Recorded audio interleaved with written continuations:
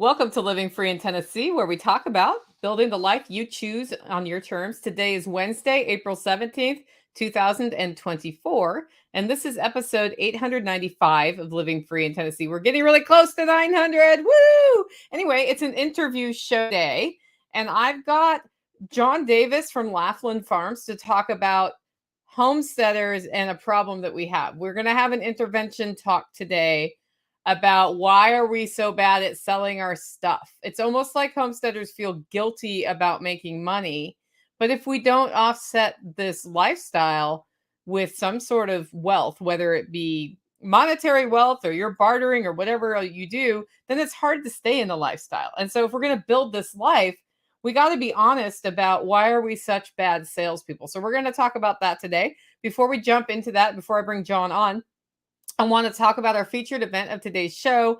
Midwest Preparedness Project Spring event is coming in May. I will be speaking there, and it's not going to be my usual topic.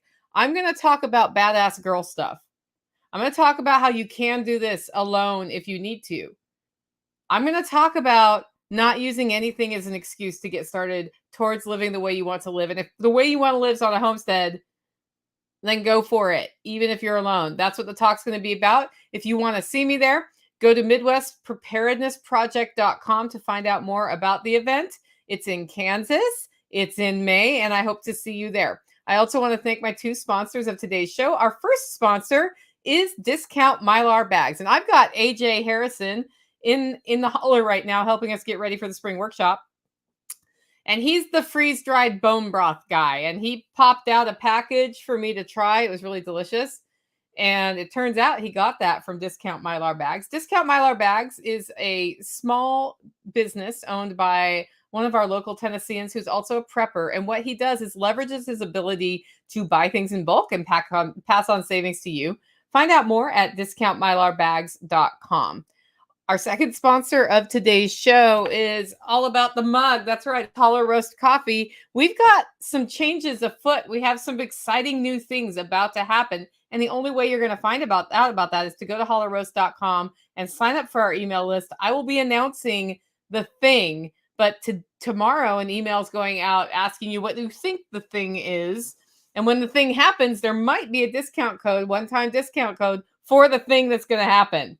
So you might want to check that out, hollerroast.com. With that, I am going to bring John into the show. John, how's it going? It's going pretty well, Nicole. How are you doing? I'm doing great. So who or what is a John Davis? And did I say your farm name right? You were close. So it looks like it should be pronounced Laughlin, but for reasons unknown and lost to history, it's pronounced Laughlin. But you're Laughlin. I you're said good to Laughlin. You go. look like laughing. You Yep. look happy.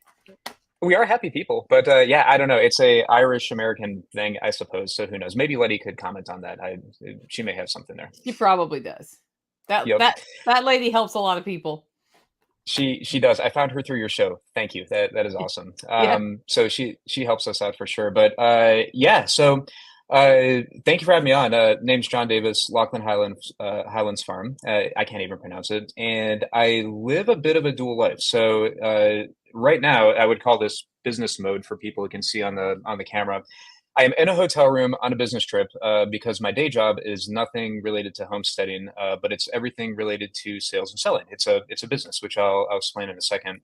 And then when I'm not in business mode, my beard is longer, my hair is not combed. I'm usually wearing a John Deere hat, is my one that I like right now. And I get accused of having only 3 flannel shirts by my wife, but they're all perfect. And it's just a rotation of what flannel shirt I'm wearing on that given day, right? And favorite pair of jeans and whatnot. But that's when I'm farmer and a homesteader and doing that. So on the I guess the business side of my life, I have been what's called a manufacturer's representative for 17 years, which I did. Oh gosh, I did an episode on Jack's show. I mean, a few years ago about that, and I think Jack just had me on because that's kind of what he used to do. Jack and I bet it's kind of like Kevin Bacon. If I started asking around enough, I'm pretty sure I know some people who would have known Jack when he worked at Fluke. We're very, very close in that world. But so a manufacturer's representative is basically a professional salesperson. I own a business. We have employees. We help manufacturers sell really high-tech, cool stuff into manufacturing. So companies that make machines, we sell really cool stuff that go on those machines and help them make everything from cured K cups to jet engines. I mean, it's if the best part of the job is literally seeing how everything's made. It's a lot of fun, and that is a very traditional business. And we run around, the Midwest, kind of doing that stuff. Uh, my other life is, let me see, we are the fourth generation owners of the family farm. I believe fourth generation. So a few years back during COVID, it really was a blessing from God. We had the opportunity to kind of move down to the family farm, build a house there, and move out of the, like people talk about in this circle, move out of the city and into the country. And the joke is we hate free time and we hate disposable income. So we thought like, hey, how about we start a farm? Like that sounds awesome, right? And to kind of wrap it all together, because I can't help but not try to make a business out of something. It's like a sickness. My wife and I looked at the farm and were like, hey, if we're doing this, we may as well try to make it into a business and sell our products. And at the very least, it will give us some extra money to spend. At the very most, maybe we become a profitable enterprise for our kids to take over at some point. So yeah, that's kind of who I am in a nutshell. You raise St. Croix sheep like I do, right? We do, yeah. Yeah, on the farm, we've got St. Croix sheep. I would say our primary uh, products right now would be lamb from St. Clair's sheep. We just added cattle this year. We do broiler chickens, which my wife and I are kind of on the fence about. We will probably still do those, but paradoxically, they're a lot more work than the sheep or the cattle. And we have a couple horses, which we don't sell horses. We don't eat horses. Like they don't follow that same like vein of profitability, but they're fun-ish. But they're pets, They're pets. Yeah, really exactly. big Yep. pets. Really big pets. Yeah. Exactly. Yep. Yeah, you have some resilience built in for if that EMP attack comes that we were talking about before, your horses will probably be fine. Somebody was put out a thing about, well, gas is so expensive, I might as well get a horse. And I'm like, oh no. Yeah, because you pay for Yeah. horses right now. Oh yeah. Yeah. Yeah. Oh boy, that would be a whole other topic of why, because I kind of like sold myself on it. Like they're the perfect like SHTF transportation. And anybody who's listening to the show who owns horses is laughing right now and probably rolling their eyes too, because they would be the worst SHTF transportation, at least the horses we have now. But if I didn't like kill myself on one, they would be pretty awesome. Then I could be a cowboy and it'd be amazing. Yeah, it would be totally amazing. Yep. Okay, so your topic today really caught my attention, and it was why are homesteaders awful salespeople? So why do you think that homesteaders are awful salespeople? Oh, well, quick story, and then I'll answer your question directly. So I have a friend in the rep business. He's one of my customers actually, and he's a homesteader too, and he raises pigs. And well, he did raise pigs, and he was basically buying pigs. And then this probably sounds like a familiar story to people who are listening. He's like, well, if I buy a couple pigs and then I sell, if I buy four pigs and I sell three of them for what my cost is, his cost of Mhm. just feeding them, I get a pig for free. And I was like, well, Bill, okay, you can do that, but see how that works out. And what wound up happening was, anybody who's raised pigs, because you've had pigs, they're a ton of work. And if you're just having somebody else pay for your feed, you're not really paying for the pig because the work that goes into it, like it's not worth it. But he kind of screwed up my pig market in that region because he was selling pigs for his cost, which is not what a pig's to be sold for. So, like when I was trying to make profit on my pigs, or anybody else trying to make profit, he was screwing it up. And he also stopped selling pigs. He did that for 2 years, realized that it wasn't worth his best interest because pigs are a lot of work, and wasn't making any money at it. So now he no longer raises pigs. So he got himself out of the market, reduced his resiliency, and then at the same time kind of screwed up the market temporarily for the rest of us. And like that right there is the reason that I started doing, or I approached you with the show. It's like, we got to fix this. Like this is like a PSA to homesteaders. We got to fix this.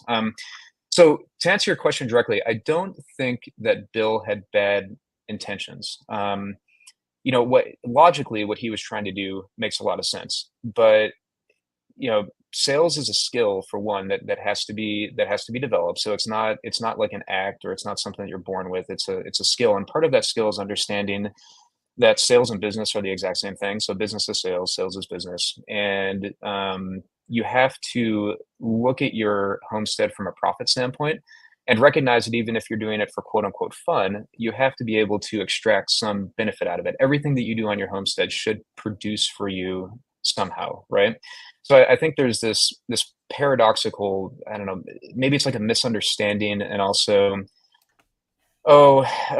maybe just a skills issue, but misunderstanding the importance of profit on a homestead, even if it's a hobby and not a mainline business. And thinking that you want to help people out. So you want to give them a product, you want to give it to them for cheap. You can save money by buying my pork from my homestead versus going to the grocery store. I want to be cheaper than the grocery store to help people out. And that is a non-sustainable kind of awful way. You're not actually helping people because you're going to put yourself out of business and they lose access to good food. So, I mean, that's kind of a bit of a roundabout answer, but does that make sense? Yeah, so I think that we develop surplus and we want to feed people. Yes. And then we know Walmart has tomatoes for 25 cents a pound. Hmm. My tomatoes are worth $5 a pound, by the way, by the time I look at labor that goes into them. So I would go, like, when I first went to the farmer's market, I was pricing them at Walmart prices because that was Walmart prices. And then people were like, why aren't you cheaper than Walmart? Like, people were mad about that. And then I remember when a switch went off, I was like, I'm going to sell my elephant garlic for $5 a head or something. Or no, it's 250 a head. And I think I did 3 for $5, but it was a lot. Yeah. And they were like, well, I can get that cheaper at Walmart. And I just said, do it. And then the lady like snarkily bought some and came back the next week and apologized to me because my garlic was so much better. So what we don't sell is that we're providing a fresher, more premium product that tastes better and it's worth more money and it takes more care. Exactly. And I think we lose sight of that too. I had a lunch yesterday with a customer of mine in the rep business, and we had gone out and we were talking about steak. And I think as homesteaders, especially if we raise a lot of our own food, we lose sight of how bad like normal food is. And Yeah. there is I mean, it's business, so I have the opportunity to go out to nice restaurants on a somewhat regular basis with clients for entertaining and whatever. And something has happened to steaks, to use an example, and so the steaks that we eat at home from cattle that either we grow or we source from our neighbors are amazing. They're fantastic, right? And we know that because we eat them all the time. Um, I don't think people understand how bad meat has gotten, especially since COVID, like restaurant grade meat or grocery grade meat. And homesteaders assume that people know how good their product is compared to what's in restaurants or what in grocery stores or what's in grocery stores. And that's an incorrect assumption. I mean, to your point, like premium product, like we're a premium product. Like food sucks if it's not being raised by somebody you know. Something has definitely gone wrong in the food chain, obviously, right? So getting that value proposition across and being confident in the fact that your elephant garlic really is that much better than Walmart garlic, which is gross. Or my steak that I sell for $7 a pound is way better than the $4 a pound you get from the butcher store or whatever. That's a huge deal. Yeah, and the best way to find that out is go taste it, but the other thing is I think there's a perception of I'm hurting people if I charge them too much. Mm. You Hmm. know, I'm hurting other people. I need to make this accessible, blah, blah, blah. And I had to get over that a little bit too, where, okay, if you like legitimately can't afford my lamb, which is expensive, Mm. um, and it should be, Hmm. then if I make enough money to make this worth my while off of the people who can afford my lamb, sometimes I'm able to give some lamb away. But if Yeah. I'm scraping the bottom of the barrel and I couldn't even afford the vet to come out one time when I needed the vet because I just out of money, then I've lost a sheep and I can't help you anyway because I don't have the meat because I lost an animal because I whatever. There's like all these things that can happen. And you don't realize how much you're putting in until you like most people price their homestead stuff based on what they Mhm. see other people pricing it. It's so it's like that's why we have the Horrible. $3 Yeah. eggs or the $1.50 eggs. Yes. I'm like, if you just calculated your feed costs and you're feeding them the crappiest, cheapest feed from Tractor Supply or the Farmers Co-op, you're not Hmm. making money at $1.50 a dozen. There's no way. Mm, Yeah, no, you're losing not money at right all. now. Oh, for sure. And that's why I think it was, oh gosh, I'm going to butcher the quote, but Joel Salatin, and it's such a simple quote too. I don't know. I have a hard time remembering quotes, but I think it's Joel Salatin who said that, like your farmer's market story, he had had an interaction like that. And his answer to those people is just, well, that's what it costs to raise them. Just like, well, duh. Like that's, if you Yeah. actually look at the cost, like that's why my chicken costs $25 for a whole chicken. Like that's the actual cost of raising a chicken. It's not a subsidized cost of raising a chicken by feeding it garbage. And I, I think going back to the original question of why are homesteaders awful salespeople, I think it's easy, to be fair, to disconnect the business side from the homestead side. And you're spot on with your thought about the lamb. Like if you're not making profit that supports your business, if you really want to help people and you want to sell a premium product, that lamb needs vet care. You need to be able to carry that lamb over on hay through the winter when the forage gets sparse. Even if you're doing 100% Greg Judy, Joel Salatin. I mean, Greg Judy feeds hay to his animals. Like everybody runs out of forage at a certain point, right? Depending on your weather.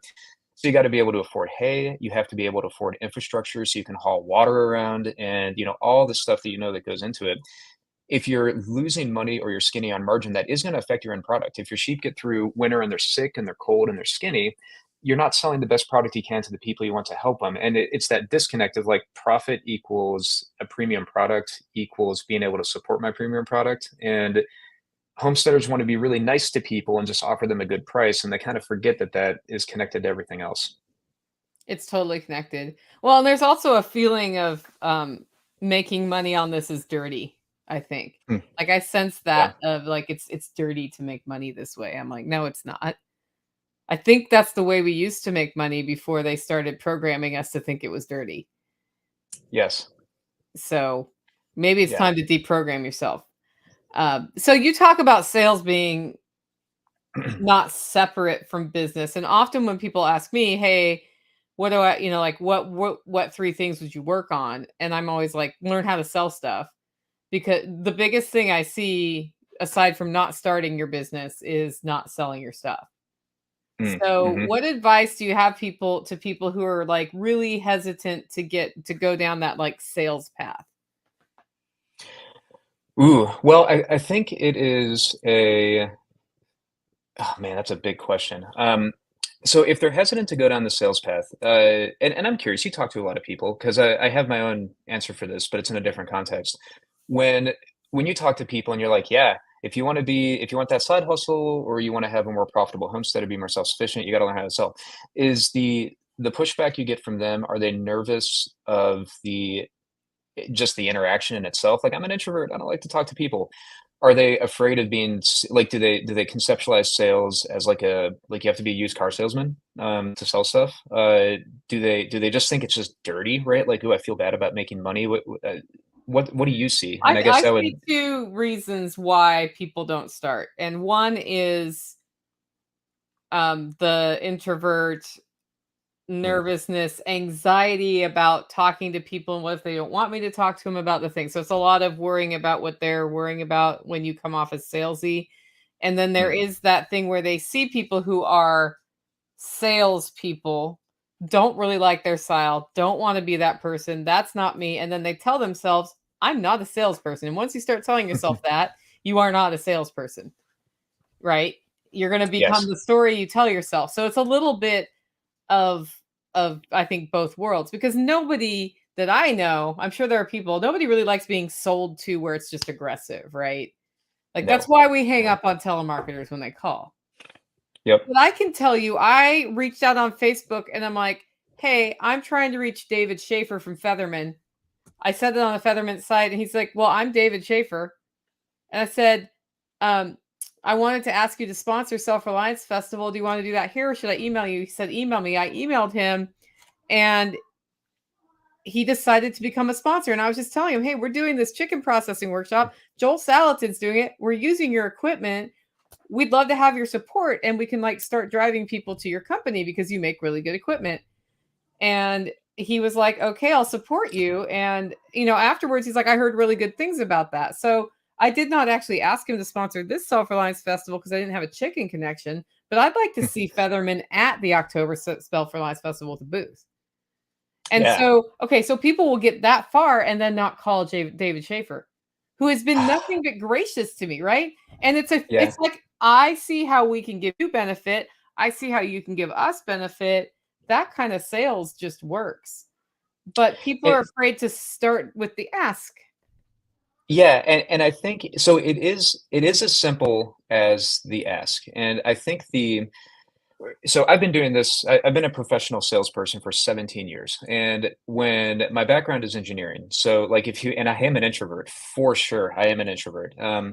And if you look at most engineers, they're definitely going to be introverts, right? And I remember when I first started doing this, I had a lot of the same hangups that you described of people you talk to. And it's tough too because from a cultural standpoint, the depiction of salespeople that we get is totally the used car salesman. And for the most part, when people think of uh, like salespeople, like the traditional role, they're probably thinking of a car salesman because that is what most people interact with on a sale. Like you're going to talk to a salesman. In reality, salespeople, I mean, sales is just a normal function of human existence. Everybody is a salesman. Your pastor at your church is a salesman. That's Probably true. probably the biggest salesman, right? The Your spouse is a salesperson, in that case, saleswoman or salesman, depending on what side of the equation you're on. Typically, it's the man trying to sell something to the wife, but they're pretty smart and they usually know what we're up to. Just saying. If my wife is listening, she knows what I'm talking about. But yeah, so you're trying to sell something to your spouse. Your kids are trying to sell something to you. When Tactical talks to you on the homestead about, hey, we really need something, we need a new sheep charger. Like even though you guys are working as a functional team, there's still sales going back and forth. And another term for that is just negotiation or discussion. And that's really what sales is. It's negotiation or discussion to try to figure out a mutual win, which sounds kind of businessy. I try to avoid buzzwords, but to try to figure out a mutual win where It's everybody kind synergy, of. man. You've got synergy. That's Oh what you're looking for. no, that's right. So we'll have to take that offline, Nicole, and we'll put a pin in it and talk about it later. That I'm gonna get triggered and start having seizures if we do that too Yeah. much. Oh my gosh, but yeah. So, but it's true. As much as I hate the buzzword, like I think it's this depiction that sales is like sales as a zero sum game, right? Of I am going to sell Nicole something because I want to screw her out of her money, and that could not be further from the truth. You could probably do that once, but people aren't stupid, and the vast majority of sales that have happened through history are just voluntary interaction between two people of like, hey, I have this thing and I have this other thing. Both of these things have value. I want your thing, you want my thing. Let's try to figure out a way to make this happen and have a voluntary exchange. And that's really all that it is. And it really does just start with an ask too, and then just, kind of following up on it. So I went kind of far afield there. No, Yeah, I it's mean, fine. No, I mean, this is a yeah, discussion, so it's going to go far afield, yeah, especially with me in the mindset I'm in a week before my spring workshop. So I'm just like, woo, yep, oh, squirrel. But I think it's really important that your product has value. Your product brings yeah, value to people. You ask people, hey, do you want this value? If you want this value, I would like this value in return. That's all you're doing. yeah, And if they say no, that's okay. It's really helpful to find out why. Oh, did you think it's okay? I'm totally cool with your no, so that I know for future, like talking to other people, can you tell me, like, was it you didn't think it was worth, did I not explain the value well? Is it just not a good fit for you? Is it a budget problem right now? Are you willing to share that so that I know moving into the future? When you're able to get that far with people, I think it's really helpful. Now, you can't do that with every single people. Some people are just like, the wall has come in and the wall is there, and you're like, I can see the wall. I'm not even going to mess with yep, that wall. But yep. as you get through that, you start learning. And then when you do sell something, I like to follow up and be like, okay, what'd you think? Once they're done with whatever it is. And then that gives you a whole bunch of information too. It sure does. And yeah, and I joke or not joke, but I tell people like I don't want to hear positive praise. I can go to anybody I want mostly, people who know me, and I can get positive praise. I mean, anybody does. It is hard to find somebody who knows you well where you can get critical feedback. I want critical feedback. I want to go to people that actually tell me if my product sucks or tell me if I suck, because then that is how you can actually grow and improve. And that comes later, because that's hard, especially if you're an introvert, like right out of the gate, having people tell you like, no, you suck, and this is the reason why.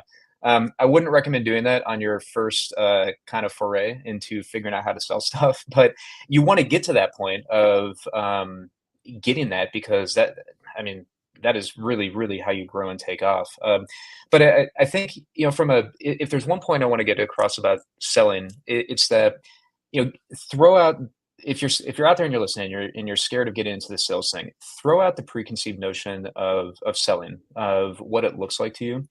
It is the minority, the used car salesman thing. Like it's just that's awful, and it's not selling. Like, good examples of really good salespeople are Nicole. I mean, this whole podcast and everything she does with SRF, like, she's doing a really good job selling that. If you are in this ecosystem of podcasts and like this, oh boy, I don't even. You and Jack Spirko and Bear and John Willis need to come up with a name for like the sphere of influence. I'm not sure what you would call it, but Yeah, like, yeah, but Bear, TJ, I think his name is, yeah. he is a fantastic salesman. And he, except for the value exchange at the end of his podcast, he doesn't like do a hard sell. Same with John Willis. John Willis is a great sales guy. And the reason that they're great salespeople is they recognize that they have a valuable product, that they're trying to connect with a very certain customer that they know can get value from what they have to sell. And they're just being genuinely excited and genuinely truthful about what they have to sell. And so are you with your coffee. I mean, and that's it. That's all it is. It's just being genuine and truthful and being excited and asking people to try your product. Well, and then, what I figured out, it took me a long time, because yeah, my podcast basically sells the thing I need to pay the bills to do what I'm doing, right?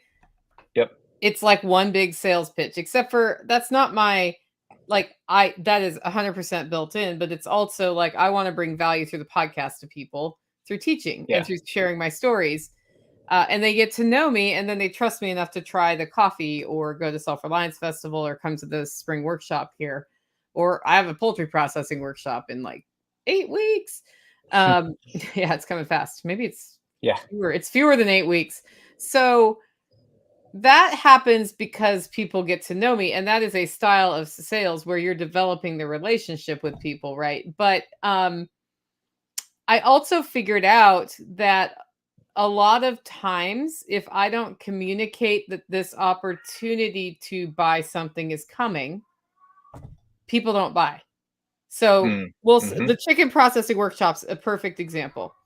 I just started talking about that this week. And the reason I didn't talk about it before this week was that there was all the self-reliant, like, it was just like, I don't want to be like this event, that event, that event, that event, that event. But now I have to say it's coming, so that people have long enough to think about, do I want to learn how to process chickens? Do I want to see what Nicole learned from Joel Salatin about Mm. processing chickens and how to optimize the weight of your chicken so you can sell it if you're going per pound for more money? Because every ounce of weight you keep on that bird when you process it is money, right? And that makes you a better profit, and then you're going to keep doing it.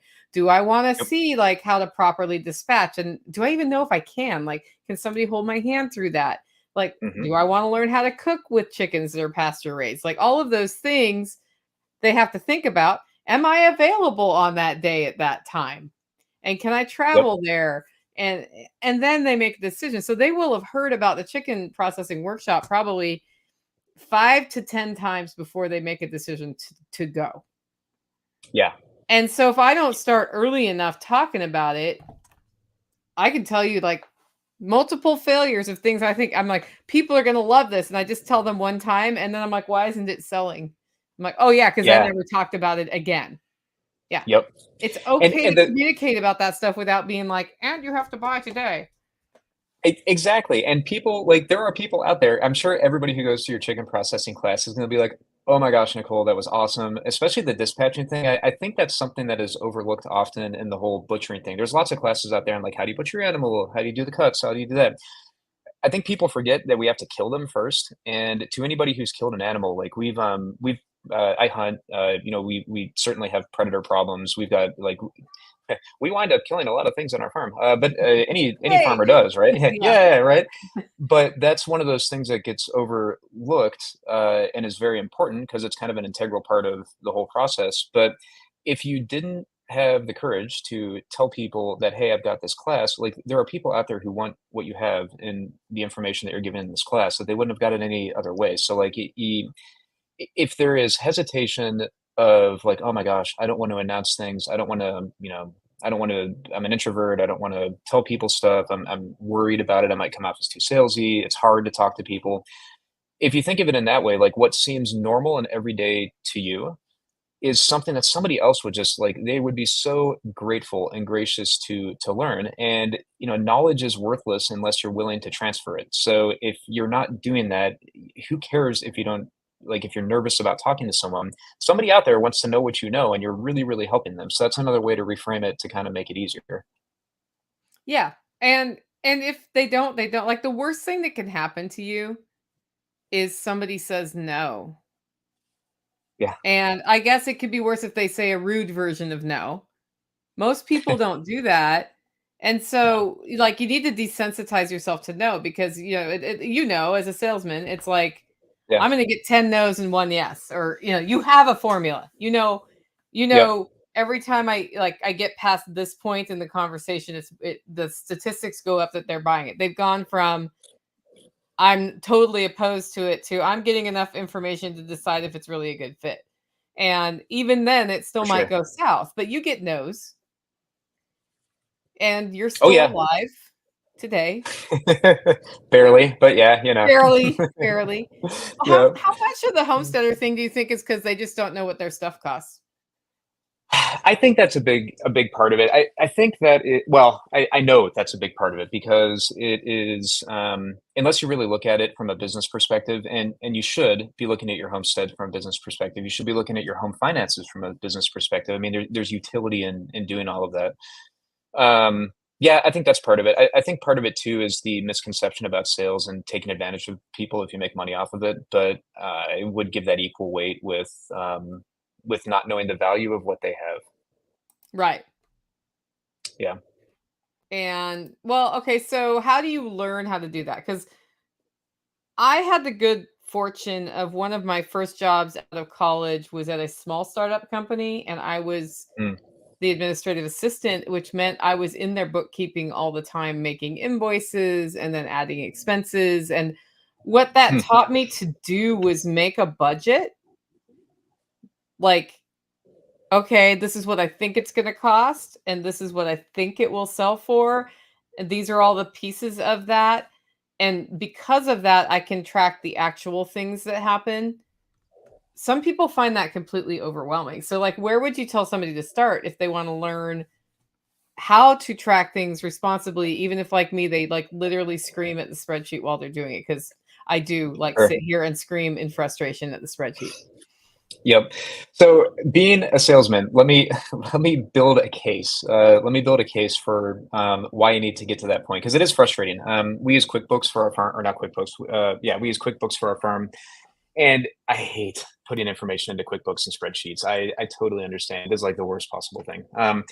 So let's back up a little bit. So I made a comment of why do you want to approach your homestead like a business, even if it's not a business, and even your personal finances too. And this goes back to the profit question. So I'll kind of build a case for it, and then hopefully that gives some context of to why knowing what your cost is a good thing. So uh, profit is everything, and that sounds like like a motivational sales coach or something. Like profit is everything. Like gotta go sell, right? But It gives you um, synergy. Oh. it gives you synergy, so you can put a pin in it and go offline. It's amazing. But no, profit is everything though, and I think like what is the definition of profit? There's the financial definition, which people can Google that and figure it out. But what it actually means in real life, money that you have. So profit is money that you have that's extra. And what does that mean?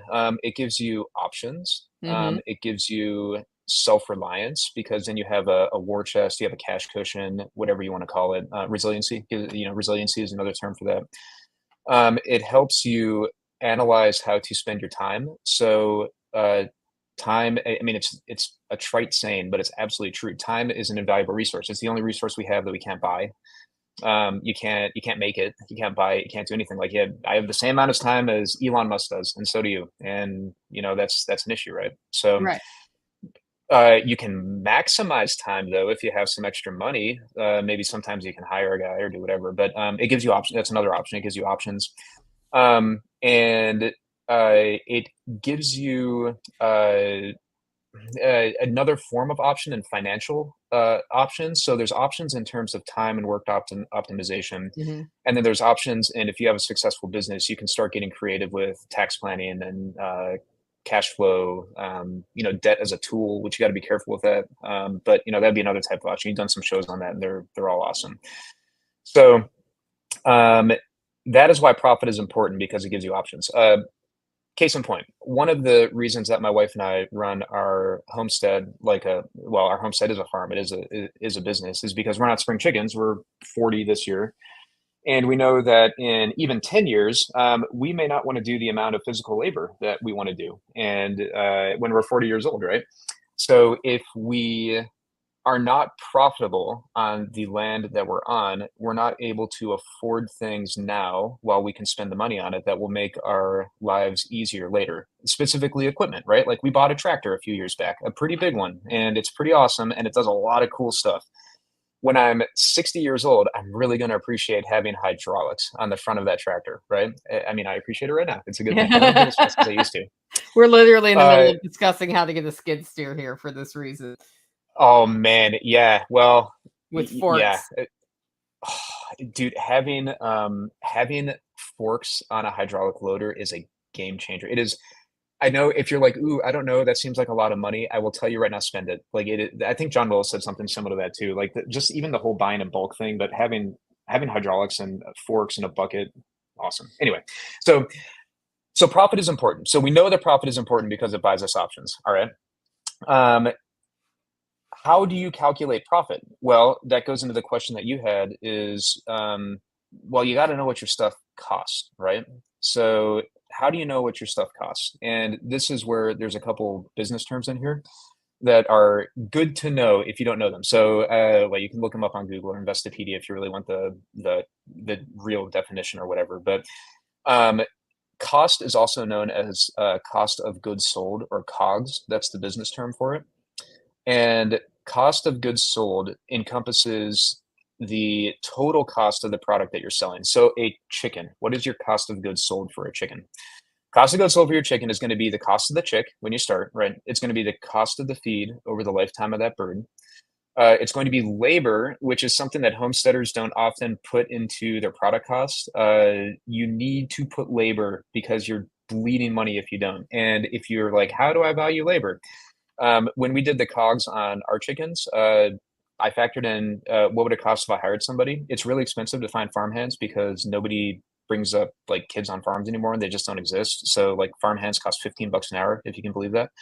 So $15 an hour.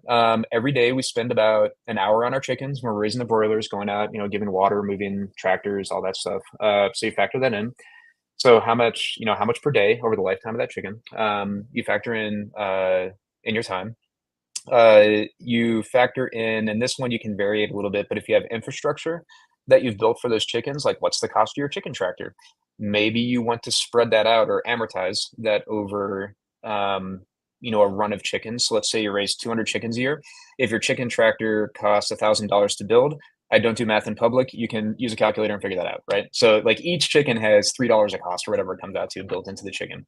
So you look at that over the lifetime of the chicken, you add it up, that is your cost of goods sold for a chicken. So your chicken costs, $15 or whatever. I don't know. Gross margin and then net margin, and those kind of get after your profit. So gross margin would be what is your overall. So like if it costs $15 to raise your chicken and you sell it for $20, your gross profit or your gross profit would be measured in dollars. Your gross margin would be measured in percentage, but your gross profit is $5. Okay. Your net margin would be that $5 if you have to pay fees to go to a farmer's market, if you have transportation fees, if you have to pay somebody to go to a farmer's market. Let's say you sell 10 chickens and it costs a few bucks a piece, subtract $2 out of that. And that's your expense of selling it or marketing cost, whatever. your net margin is $3 per chicken. So you started with 15 to just the cost of the material going into the chicken, butchering fees and all that stuff too. You sold it for $20. You take out a couple bucks for farmers market fees or whatever, and you're left with, $3 per chicken that you made. Sound good? That was a lot of information all at once. Yeah. So then if you raise 100 chickens, what are you looking at? You're looking at $300 Yeah. profit. Yep. Which is a super skinny margin, which is why you have to be careful on the homestead of making sure you make enough money. Like so we have a website, LaughlinHighlandsFarm.com. We are figuring out how to ship meat, which is going to be pretty cool and we're really, really close to doing that. But there needs to be an if you, LFTN box. yes, there does need to be an LFTN box. I agree. We Yes. should talk about that. Maybe yes, we get some should. coffee in it too. Yeah. Yeah. Oh, that's a good idea. That is a good idea. So if we and if you go on there, like I'd have to look, but I think we're selling chickens for about $24 for a chicken, something like that, Yeah. 23 or $24 a chicken. And you're like, holy crap, that's really expensive. As Joel Salatin says, that's what it costs to raise a chicken. I Right? charge Like $25 a chicken here. Like when you take my yeah, processing class, you go home with your chicken. That's a $25 chicken you just went home with. yeah. That's like out of the top. Yeah. Yeah, and we probably should do more. So, the point there is that so that's how you get your cost. If you take your labor out of that, and I think this is a trap that a lot of homesteaders run into. Homesteaders are generally people that are really, really good at doing stuff with their hands. Like we can do anything, right? Like all homesteaders are polymaths. Like you can plumb and you can whatever, right? Yeah. As a result, we wind up drastically discounting our labor unnecessarily because we're like, well, anybody can do that. Well, no, like have you seen normal people? Like they can't do anything. It's That should really be a like t-shirt. depressing. Have you seen normal people? Yes, they can't. So this quick funny story. The hotel I'm at, God bless her because she was trying to help me, but the receptionist downstairs, I'm dropping meat off to a customer while I'm on this business trip. So I'm double dipping on the business trip. And my cooler was not keeping the meat frozen and I needed to put it into a cooler. So I'm like, hey, do you have a freezer that I can use? And she was like, sure. And she showed me a refrigerator. And I'm like, thank you. I'm like, that's not a freezer, that's a refrigerator. And she's like, yeah, they're the same thing, aren't they? And I'm like, oh no. Like, do you have a fridge in your house with a freezer? Yeah, I was like, where do you put your ice cream? Like, this is crazy. Anyway, but ice cream. oh my gosh. Step back. Where do you put your ice cream? That's where I want to put this. Yes, that's where we put it. So I think, they wind up discounting the labor. They don't factor that in. And if you're not selling your chickens at $25 a piece, you are bleeding money off of your efforts on your homestead and for nothing, honestly. Yeah, it's just, So what do you tell people? I'm looking at your questions too. And you say, I'm already doing everything we talked about. What if I'm still awful at savings? Like how do people get better at selling? Like once you've figured out this is what it really costs. So now I'm confident in my price, which seems to be a big sticking point for homesteaders. But I'm still really terrible at convincing people about why my bird is $25 a bird. Let's just stick with the bird thing. Sure. What can they do to get better at that? So I have an answer for that. So the back on the price real quick. I don't know if people realize this, but one of the tools that we use to set our pricing. He will be right back. I think he hit the wrong button and closed the screen. So I'm just going to talk to you guys while we wait for David to log back in. He's probably like, ah! Anyway, I'm going to start on this one a little bit while he comes back in. The best way to get better at selling is to learn how to sell. And that means practice makes perfect, right? So to start telling the story of your chicken and where your chicken comes from and how your chicken's raised and why it tastes so good and how to prepare it and all of those things. When you tell those stories, that helps set a foundation for selling that isn't used car salesy. You're telling the story.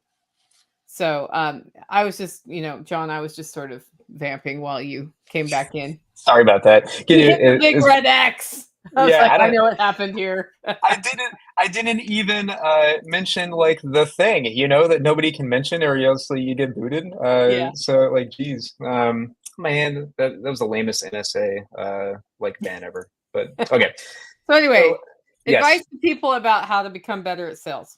Okay, so there's two questions there. One you had about the pricing, and the other one was how to get better at sales. So on the pricing, what I was going to say, I've got a link. I don't know if I put it in the StreamYard chat here, Nicole. You can share it. But if people don't know, and this what I gave Nicole was a link to a USDA report that I think they publish weekly. It might be monthly, but they have reports for pastured pork, pastured poultry, grass-fed beef, and I think they have a lamb one too. Uh, those reports are super useful, and if you're gun shy about giving people what seems like a really high price, like $25 for a chicken, I take these reports, I take the average price, and I add 20% to it. That's kind of where I get my baseline pricing for retail pricing, because I figure my product, based on the feed that we use and our management practice, is 20% better than the average. That's totally arbitrary, but it seems really good from like I don't know, it just like passes the gut test, right? But that lets me know that I'm not actually gouging my customers. And if it comes up, like I can say with confidence to my customers, like, yeah, you know, I know that's a $200 20-pound ham or whatever it is, but if you look at what the USDA is pricing, you're like, we're kind of right in the middle, like just a slight premium on the middle. We're nowhere near the top, and that kind of helps things out. So the one that I gave Nicole, that's for pork. You can kind of navigate through the USDA mess of a website and find the other ones, but that gives you an example of what they're looking at. Okay, so that's the price side of it. How do you get better at sales? So I did make a list here. One, it is a skill, and anybody can learn it. So, like any skill, it's a skill that has to be practiced. And the only way that you can practice it is to put yourself in situations where you have to talk to people. So, Nicole just had a really, really good event where you get to talk to a lot of people you don't know. And what was that event, Nicole? Self-Reliance Festival. That's right. Tickets are on early bird for October. Woohoo.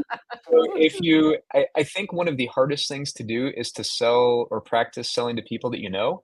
So it's always a little awkward to go to your friends and be like, I mean, it shouldn't be awkward, and eventually get to the point where it's not. Like you should be selling your farm product to your friends. But if you're trying to try stuff out, go to an event like SRF where you have a bunch of like-minded people and be like, hey, like this is a good example. Hey, Nicole, I'm John. I'm from Ohio.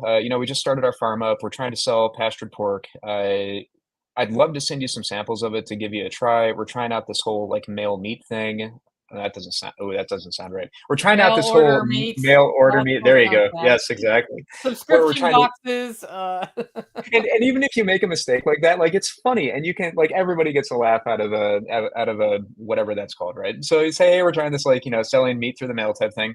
I'd like to send you some and get your feedback on it. What do you think? Like that's a sales pitch, and you just gave it to somebody who doesn't know you from Adam, and they're probably going to be like, that sounds great, or nah, like we're pretty good, but I am curious, like how did you get started doing this? And then that's another connection and another conversation. So go to those places. Go to restaurants. You may not be ready to sell to restaurants, but it's kind of an interesting conversation. Go into a restaurant right before they open and be like, hey, and act professional too. So my name is John Davis. I'm from Laughlin Farm. Is your executive chef around? We're looking at selling to restaurants. I've got grass-fed beef I'd like to sell. Can I talk to them? You're probably not going to get the sale. They're probably not what you're looking for unless you go to a super high-end restaurant. But I would say 6 times out of 10, they're going to come out of the kitchen and be like, "Hey, tell me what you got." And you do that 4 or 5 times, and you start to lose the anxiety real quick, and it's kind of fun. You may find out something that you didn't know. Maybe they are your right customer, right? So that's kind of fun. Being a Midwesterner, I think any other Midwesterner will appreciate this. So we go to church on Sunday. There's always that part of church in the beginning where it's like give an announcement, or then there's like the prayer request part. Because we're in the Midwest, like like the only time somebody will give a prayer request is like, well, my aunt's arm just fell off because she got attacked by a tiger. And if you could please, like, so, and that it has to be like the worst possible thing. Raise your hand and be like, hey, my kid has strep throat. Can you just pray for him or something? Like, whatever. I get scared of that. I have a hard time doing that, but like that's just public speaking, which is what sales is. So that'd be a good way to do it. And let me look on my list here. I think the last one too. Sales and business are the same thing. Sales and negotiation are also the same thing. So it's all kind of intermixed and intertwined together. If you are getting ready to make a big purchase, you're going to buy a house, you're going to buy a car, you're going to buy something where you have to interact with like a salesperson, and it's kind of a big ticket item. sit down before you go in and make a list of wants, a list of needs, a list of absolutely nots, and a list of nice to haves. And kind of talk through that with your spouse, think about it, whatever, and sell the salesperson on what you want. Salespeople are the easiest people to sell to because like our guard is down or something. I don't know why, but if you go in and you're trying to buy that car and you're like, no, I don't want to talk about monthly payment. I want to talk about overall cost and I want lifetime free cleaning with it or something, whatever, right? Like that's a form of selling and it just gives you practice. So, hopefully that's helpful. I mean, if you work a job where you're not in a sales role, let's say you work in a warehouse, put together a quick presentation and go to your boss and be like, "Hey, boss, we need, I don't know, we need this back brace because we're getting injuries of people lifting boxes, and these back braces cost $250 a piece. But people are missing work, 20 hours of work every time they injure themselves. This is the payback." Not only will you likely get a promotion, but you're getting sales experience in that because that's all that it is. You're just trying to help them out. That all make Yeah, I sense, think Nicole? that helps. I smirked when you said next time you're doing a big sale, I have to buy a car. And That's always fun, isn't it? I'm not a bad salesperson, but traditionally when I go to negotiate the car thing, I it's not my strong suit. Yeah. So I am psyching myself up for going to buy a car Yes. and not getting screwed. And I'm pretty good at not getting screwed because I just leave. Yeah. And then they're like, but I'm like, literally, but what I don't want to do is spend 6 hours at a dealership dicking with it. Like, I literally Yeah. just want to go in and get what I want and be done with it at a reasonable price. Smartest thing I ever saw, and this was years ago, a friend of ours, they put together a Google form Yeah. where what did she put in it? She was like, "Hey, this is what it was a Subaru." She's like, "I'm looking for the Subaru. These are the options that I want." So like she went on the website, she built a Subaru, like she knew all the Yeah. option codes and everything else that she wanted. She put it into a spreadsheet. She said, "This is the MSRP. And basically like this is what I'm looking for." She said, "You can respond in the Google form. If you're willing to make the offer, I am not going to negotiate. There will be one chance to bid. If you want my business, put in your best offer." She sent it to like, I don't know, a dozen dealerships or something Yeah. just to their sales address. And she got what she wanted. And I was like, that is super Well, and smart. then I just want to come in and pick the dang thing up, right? So this is my background. I found a Yeah. car broker in Portland, Oregon, originally, Mm, also for a Subaru. And I said, "This is what I want. I don't love sitting in the dealership.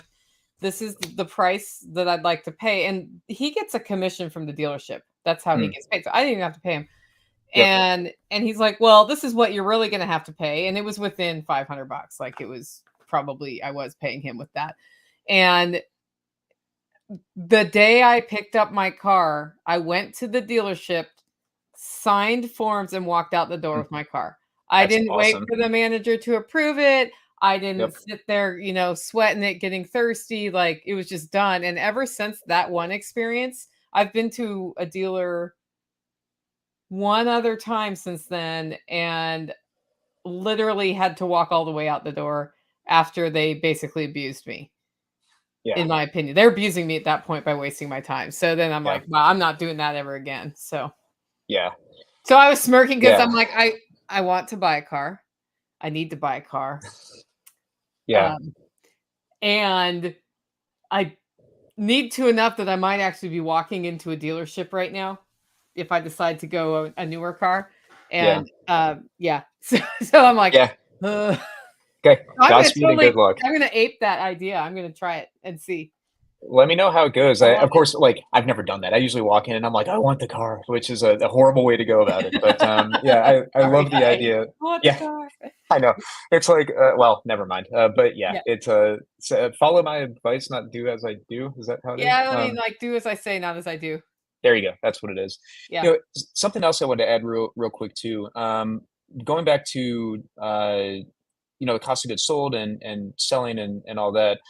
The A common mistake I see, and this probably goes more into like, all right, like you're going to do this thing, you're going to go sell to people, whatever. Knowing your product is important. So just by the nature of selling a homestead product, you're selling a premium product. I think the audience is something, or the target market is probably a better way to say it, is something that gets messed up on the homesteader front.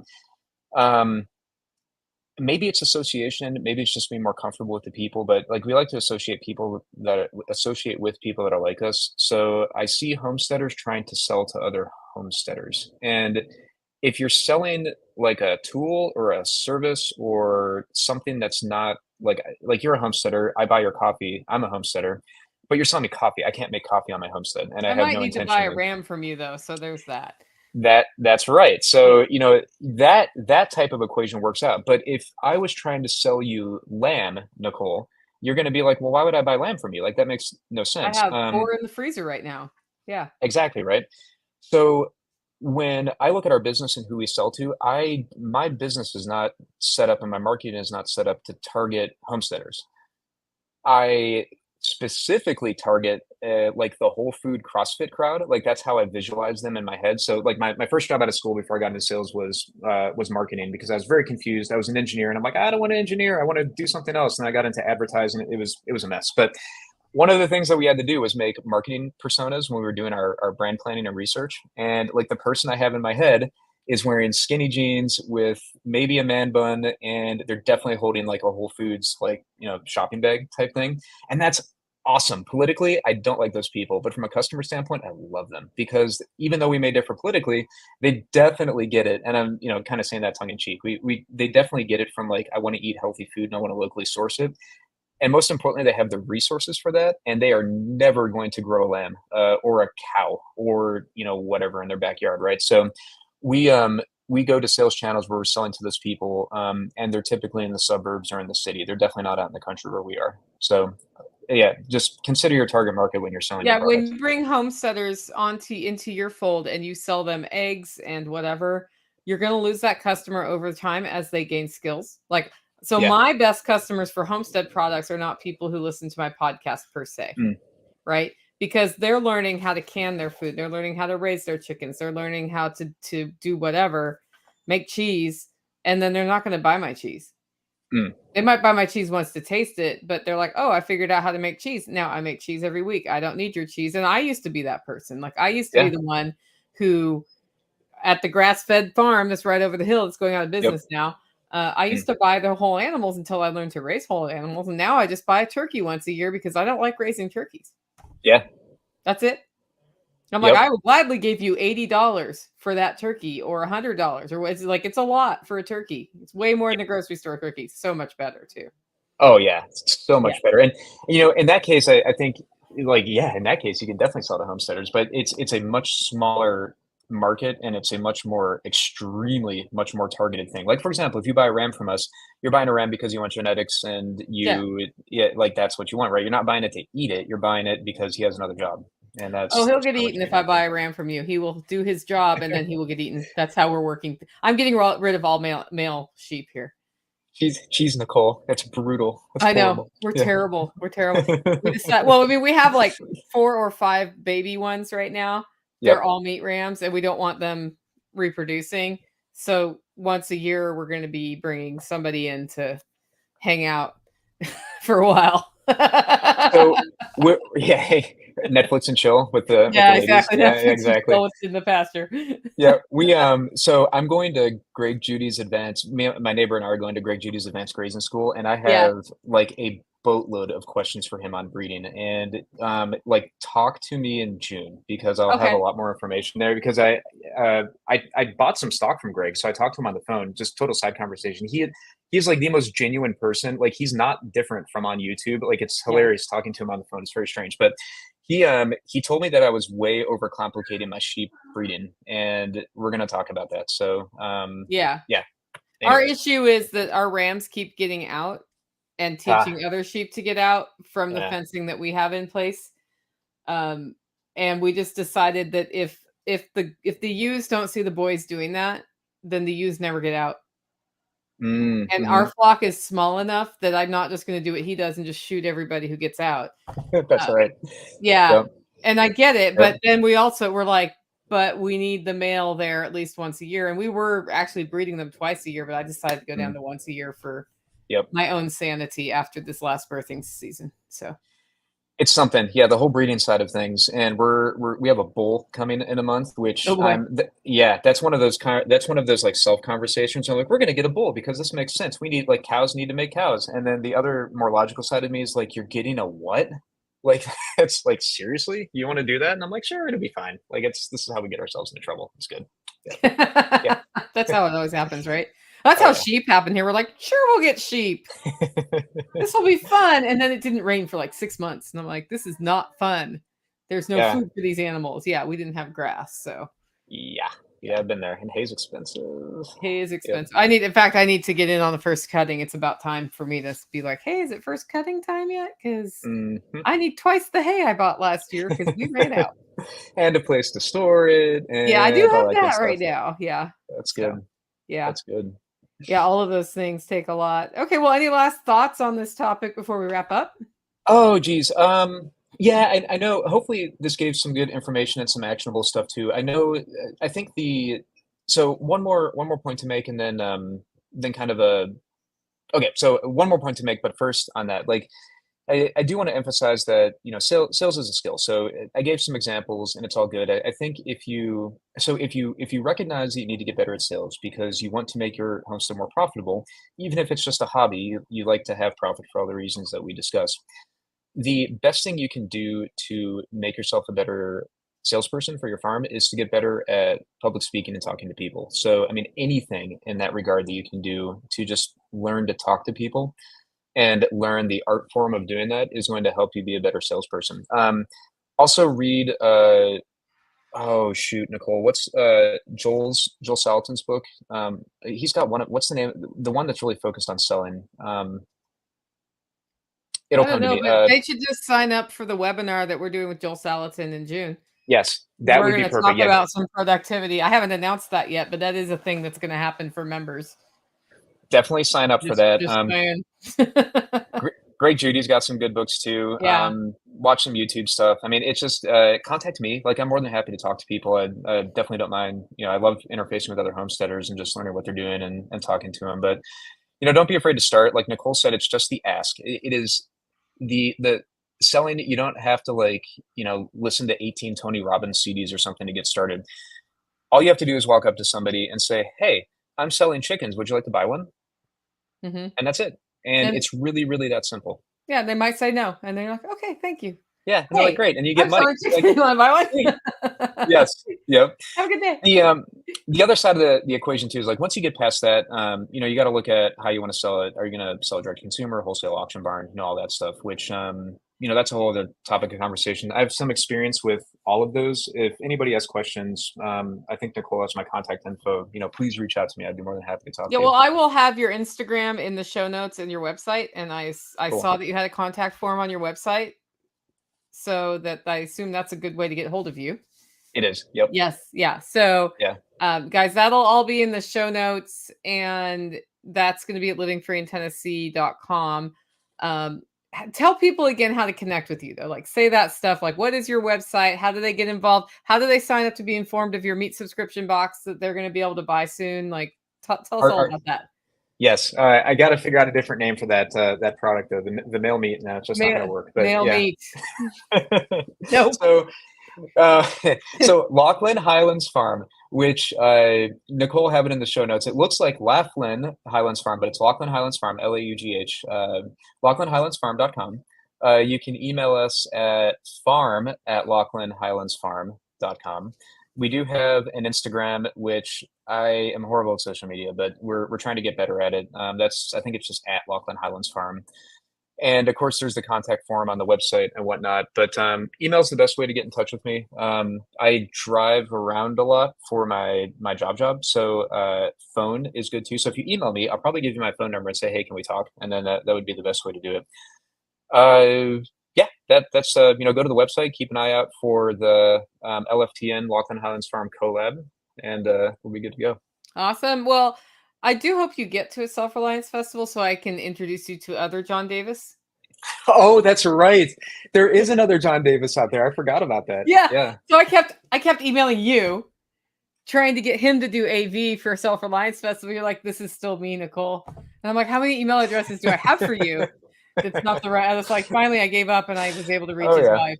But yeah, You know, so if people are listening to this and they're like, "Oh, great! Like I know, like I want to go learn how to sell." The webinar topic that we need, Nicole, is like how to leave your farm because we fall into that trap where like I want to go to SRF, we want to do all these things, and like the great thing about having a farm is that we have a farm. The bad thing about having a farm is we're always on our farm, like we never leave, and we need to figure out how to do that. If anybody knows how to babysit a bunch of animals, please contact me and let me know. That would I be good. actually paid somebody to babysit a bunch of animals while I was at SRF here, and she Yeah, came out and stayed here, and she did a great job.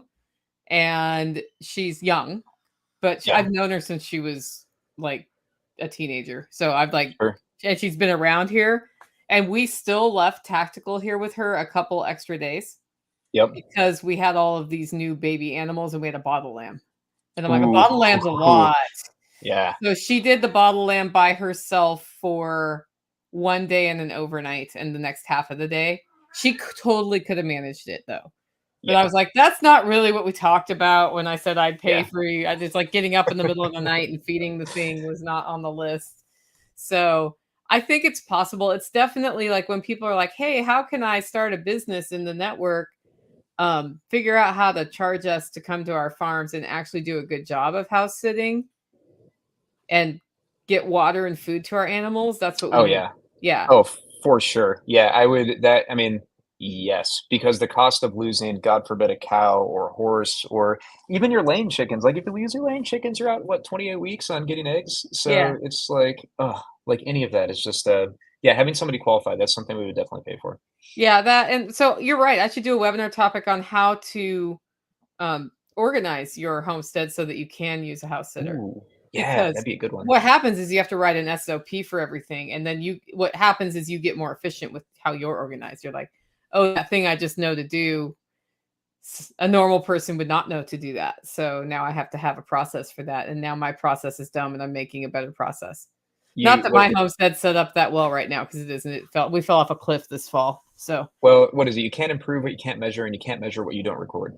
yeah, So, that's a big thing. it's It's very much. energy. So I think we could do a webinar on that. That's a great idea. Yeah, great. Well, thanks so much for being with us. And guys, if you like the show and want to support the work I'm doing here, consider becoming a member over at livingfreeintennessee.com. We do member webinars, and I did announce one that's this Saturday. It has been moved because I had something happen yesterday that kind of changed the trajectory of my week, which you will find out about on Friday.